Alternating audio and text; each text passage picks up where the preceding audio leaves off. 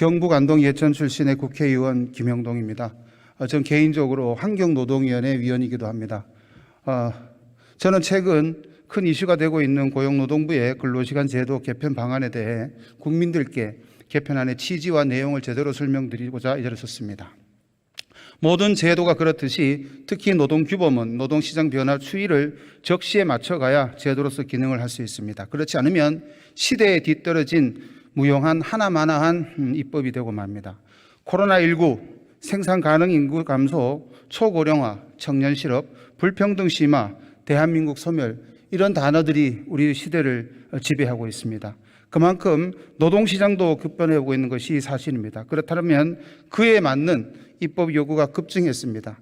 기존의 제조업 사업장은 물론 새로운 사업장에서도 노동이 제 가치를 인정받지 못하고 노동자들의 건강권이 여전히 위험에 노출되고 있었습니다. 그런데 돌이켜보면 문재인 정부 출범 지난 5년 남짓 기억에 남는 노동법 제도의 변화는 없었습니다. 5년 전에 탄력근로제 산정기간 확대, 주 40시간의 연장근로 포함 주 52시간 단위의 틀만 고집하고 있었습니다. 현장에서는 여전히 이른바 공짜 노동이 횡행했습니다. 문재인 정권은 정권 출범 초기 이전부터 포괄임금제 폐지 요구가 빗발쳤습니다마는 길을 막고 있었습니다. 52시간에서 단 1분 1초만 초과하면 형사처벌을 받게 됐기 때문에 노사합의로 더 일하고 싶어도 일하지 못하는 그런 상황이었습니다. 선택근로, 탄력근로만으로는 이런 부분을 해소하기는 부족했습니다. 꼼수는 더 드러났습니다. 이런 현장 요구가 많았음에도 불구하고 제도 개편이 없었기 때문에 2017년에 불과 15건이었던 특별 연장 근로는 지난해 9,199건, 이것도 법 개정이 아니고 행정 규칙만 개편해가지고 이렇게 악용했던 것이죠. 이른바 탈법적이고 위헌적인 노동행정이라고 할 수 있습니다. 이번 개편안은 이렇듯 오래 묵었던 노동 현장의 제도를 제대로 규범화시키는 과정이었습니다. 시중에 아주 많은 잘못된 정보들이 횡행하고 있는데 몇 가지만 짚어보겠습니다. 우선 총 노동시간은 연간으로 따졌을 때 줄어들 수밖에 없습니다. 이것이 그 자료인데요. 자료 설명을 한번 꼼꼼히 읽어보시면 연간 추가 노동시간, 다시 말해서 625시간에서 440시간으로 줄어들게 됩니다. 주 평균 52시간이 산정을 하면 주 48.5시간으로 줄어들게 되는 것이죠.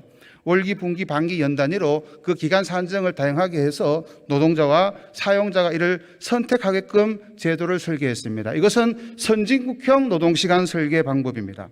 둘째, 당근 선택 근로제, 다시 말해서 현행법, 문재인 정부에서도 시행했던 이 법에서는 그 표 올려봐 주세요. 64시간이나 120시간이 여전히 가능합니다. 이번 개편안에는 이것이 새롭게 포함된 내용이 아닙니다. 다시 말해서 이번 개편안이 60시간 이상이 넘는 69시간 노동시간을 조장한다는 등의 말은 거짓이 됩니다. 현재 적용되는 문재인 정부의 노동법에서도 좀 전에 말씀드렸다시피 120시간까지, 64시간까지 가능한 상황입니다. 오히려 이번 개편안은 노동자들의 건강권과 적당한 보상할 수 있는 권리를 보장을 해주고 있습니다. 초과 노동에 대한 보상이 그 첫 번째입니다. 이른바 가산임금이 적용되는데요. 초과 노동에 대해서는 기존의 탄력근로제에서는 이 부분이 사실상 사장되거나 적용되지 않았습니다. 그렇지만 이번에 노동시간 총량제 개편안에 따르면은 반드시 40시간 넘는 시간에 대해서는 1.5배의 가산임금을 지불해야 됩니다. 이것은 실질적으로 노사 간의 노동시간을 단축시킬 수 있는 그런 효과까지 나올 수 있습니다. 그리고 건강권에 대한 부분입니다.